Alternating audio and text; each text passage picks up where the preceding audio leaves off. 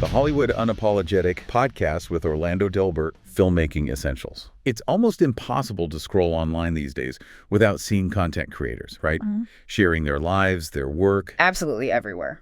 Which is why I think the news about Valeria Marquez, the TikTok influencer killed during a live stream in Mexico. Yeah.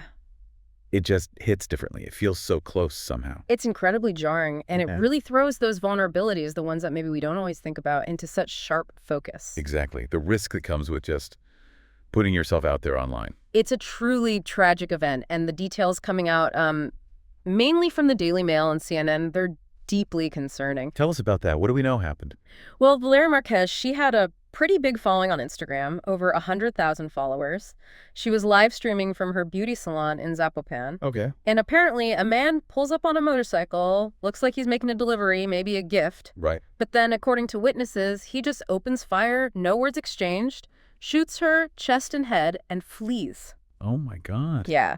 And the investigation is looking at it as a suspected femicide. And I saw discussions, I think on Reddit, mentioning the live stream actually kept going for a bit until someone else picked up the phone. That's been reported, yes. It's almost unimaginable. Utterly disturbing. It really is. Yeah. But like you said, this isn't just one isolated horrific event. It forces us, I think, to look at the bigger picture. Definitely. The safety of creators, especially women, online and, well, obviously in the real world too. That's exactly what we want to dig into. And we've pulled together quite a few different sources to try and understand this better. Okay. So we've got the news reports, Daily Mail, CNN, those Reddit threads you mentioned, which give a sort of raw reaction feel. Right. Then there are some practical guides on cyber safety, specifically for women, one from DSCI, the Data Security Council of India, and another from AWS, Amazon Web Services. Useful stuff. Yeah, very practical. Plus a big study on online harassment from Pew Research Center, a really important report looking at online violence in humanitarian settings. Okay. The Wikipedia page that details the awful murder of Bianca Devins. I remember that case. Horrific. Yes.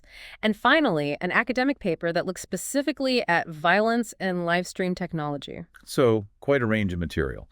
What's the goal here? What are we trying to give our listeners, the new Hollywood generation? Well, the mission really is to pull up the key insights, the actionable information from all of this, especially for you if you're a filmmaker or creator, and particularly if you're a woman. Helping understand the risks, maybe. Right. And what you can actually do. Exactly. Understand the risks. Think about protective measures. We want to arm you with useful knowledge, but, without making it completely overwhelming. Okay, let's do it.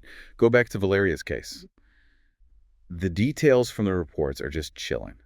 Her salon, Blossoms the Beauty Lounge, that should have been a safe space. It should have been her place of work. And for someone to just walk in like that, pretending to deliver something. And then multiple shots, chest and head, the report said. Yes. And the fact the investigation is leaning towards femicide.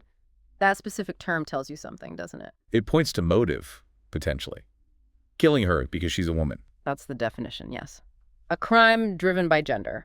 And this is crucial, as CNN and, comments on Reddit also point out. This didn't just happen out of the blue. You mean the context in Mexico? Right. Mexico has been dealing with really high levels of violence generally, but also specifically a crisis of violence against women. It's devastating. I remember reading that CNN report also mentioned just days before Valeria, a mayoral candidate in Veracruz, also killed during a live stream. Yes, her and 3 others. It shows how pervasive this kind of violence can be there. It really does. And the stats CNN provides, they really hammer it home. In 2020, a quarter of all female killings in Mexico were investigated as femicides across all 32 states. A quarter. Wow. Last year, 847 reported femicide cases. And just the first 3 months of this year, 162 reported cases already. Those numbers are staggering. They really are. And what makes it worse, Juanita Gilbertis from Human Rights Watch told CNN, is the challenge with the justice system. Very low rates of investigation, low prosecution for homicides overall. Which creates a sense of impunity, maybe. Makes perpetrators bolder. That's the concern, yes. That lack of consequence can absolutely embolden people. So you have this very real, very terrifying physical danger. But our sources also talk about the online side of things, don't they? How online threats can be part of this. Oh, definitely. The Pew Research Center data is quite stark on this. What do they find? Back in 2020, they found 41% of Americans, that's 4 in 10, had personally experienced some form of online harassment. 41%. That's huge. It is, and what's really worrying is that the severe forms, things like stalking, physical threats, sexual harassment, those seem to be increasing. They've risen significantly since Pew first started tracking this back in 2014. And it hits younger people harder. It seems so. Roughly 2/3 of adults under 30 reported experiencing some kind of online abuse. And about half of young adults said they'd faced severe harassment. Half. Yeah. And the study also found women who were harassed online were more than twice as likely as men to say it was upsetting, which makes sense given the nature of the harassment women often face. That leads into something else Pew mentioned, didn't it? About normalization. Yes, exactly. Jessica Vitak, a researcher they quoted, talked about how many women she studied have almost come to expect online harassment. It's like the grim cost of being a woman online. That's awful. That it's just seen as normal. It is. And it's a huge problem because it shifts the blame, right? Away from the abusers and the platforms and onto the person being targeted, making them feel like they just have to put up with it. And this ties into what we hear about female gamers too, right? The reports from The Independent, the One Woman Project. Absolutely. The level of abuse they face, sexual harassment, rape threats, just constant misogyny, it's relentless. There was a stat, wasn't there, from the One Woman Project? Yes, a survey they mentioned found something like 63.3% of women gamers reported being harassed, over 60%. Just for playing games online. Exactly. And this constant onslaught, this negativity and these threats, it takes a toll psychologically. And as we saw so tragically with Valeria, sometimes it can spill over into real-world violence. Okay, so given all this, this landscape of risk, what can people actually do, particularly women creators? What do those safety guides from DSCI and AWS suggest? Right. They get into some very concrete, practical steps, foundational stuff, really. Like what? Well, number one is really locking down your privacy settings on social media. Be really intentional about who sees your personal info, your posts, photos you're tagged in.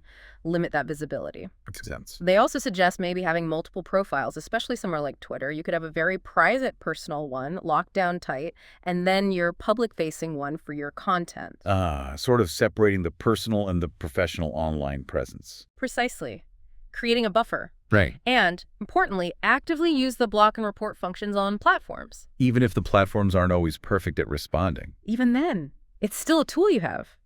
The AWS guide acknowledges platforms like Twitter have faced criticism for response times, but you still need to use those features. Yeah. Document things. What else? Caution about sharing intimate media. The risk of cyber revenge, unfortunately, is real. Don't engage with online stalkers, but do document everything suspicious. Keep records. Okay. And just general online savviness, being aware of cyber scams, phishing attempts, people trying to trick you into giving up info. Right, the basics of security. Absolutely. Strong, unique passwords everywhere. Use login verification or two-factor authentication whenever it's offered. That extra layer of security is huge. And being careful about apps. Yes, think before you grant third-party apps access to your accounts. Be wary of shortened URLs you don't always know where they lead. Control your location sharing very carefully on social media. Just accidentally reveal where you are. Exactly. And report imposter accounts immediately if someone's pretending to be you. The guides even mentioned safe sexting. They did, yes. If that's something someone chooses to engage in, the advice is clear. Don't send anything to someone you don't completely trust. Use secure, encrypted apps, and make sure things are properly deleted afterwards. Okay.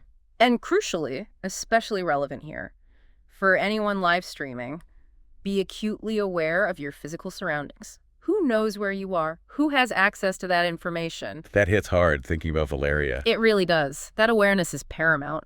The guides also cover general cyber hygiene, using VPNs to mask your connection, checking if your data's been exposed in breaches, maybe even looking into services that scrub your info from data broker sites. So lots of practical steps individuals can take. But there's another angle too, isn't there? The technology itself. Yeah. That University of Arizona paper. Yes, that paper brings in a really important perspective. It looks at live streaming technology not just as a tool, but as a potential platform, unfortunately, for broadcasting violence. How so? Well, it traces the history, from Justin.tv and Ustream way back, up to Facebook Live, Instagram Live, all the current platforms. Right.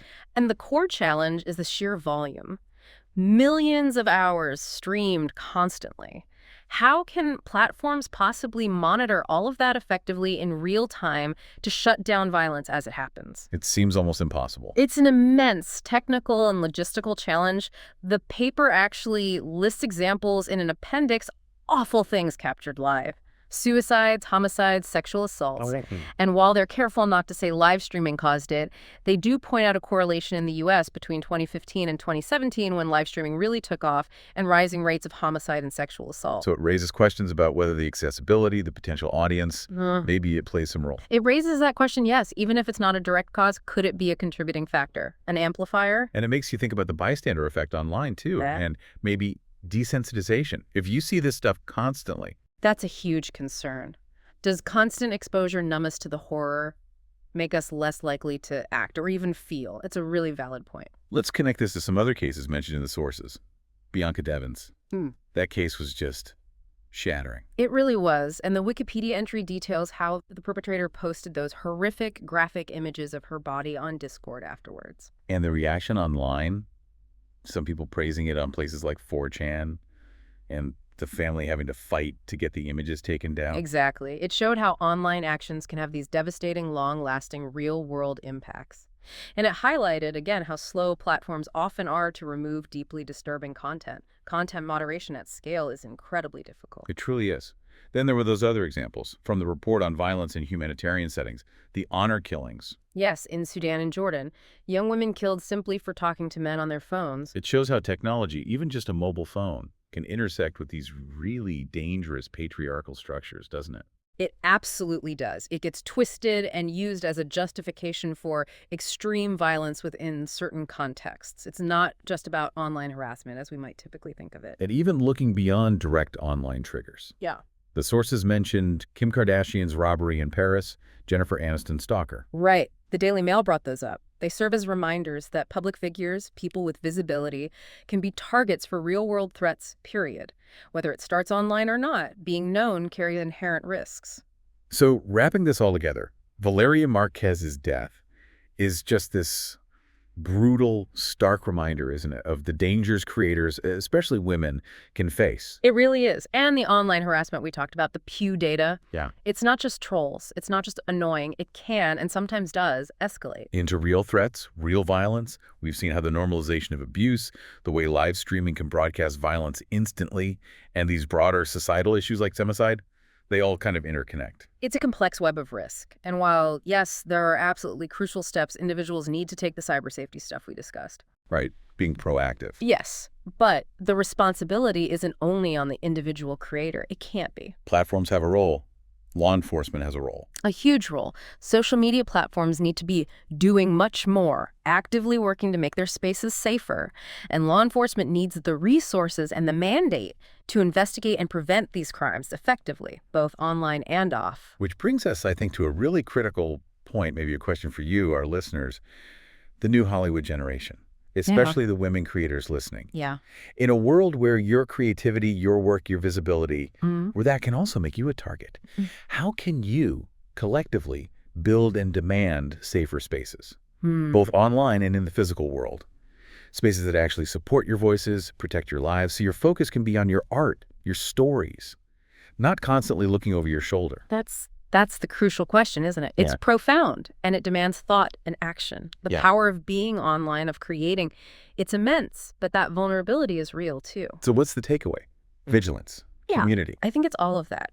Fostering community, sharing knowledge, like these safety tips, supporting each other, and continuing to push for accountability from platforms, from society. Keep the conversation going. Absolutely.